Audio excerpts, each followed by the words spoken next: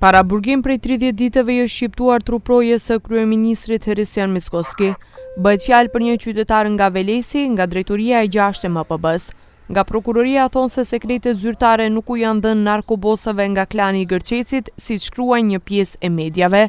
Truproja u kap në aksionin e policisë në parking para një hoteli në Veles, ndërsa gjatë bastisjes janë sekuestruar më shumë pajisje dhe dokumente zyrtare, të cilat nuk është dashur fare t'i posedoj.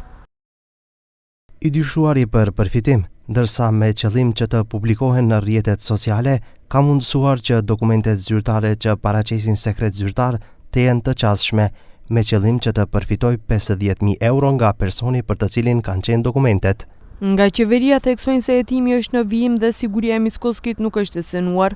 Opozita kërkon që ulëmtimi të zgjerohet. МВР кажа дека член на обезбедувањето на премиерот Мицкоски е уапсен токму поради издавање тајни информации и тоа на група во Грчец, но она што не го кажува Министерството за внатрешни работи, она што останува како мистерија, е тоа дека членот на обезбедување, кој што го направил лично Мицкоски, нема никаков пристап до тајните информации.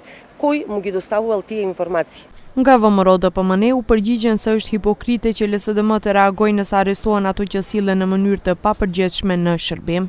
Наместо да ја поздрават акцијата на МВР и да научат како државата мора да ги победува тие кои ја злоупотребуваат, СДС како дете на кое ништо не може да му се погоди, само реагираат колку да кажат нешто. Përndryshe, për veprën shpalosje e sekretit zyrtar, Kodi Penal parashet dënim me burg prej 1 deri në 20 vjet.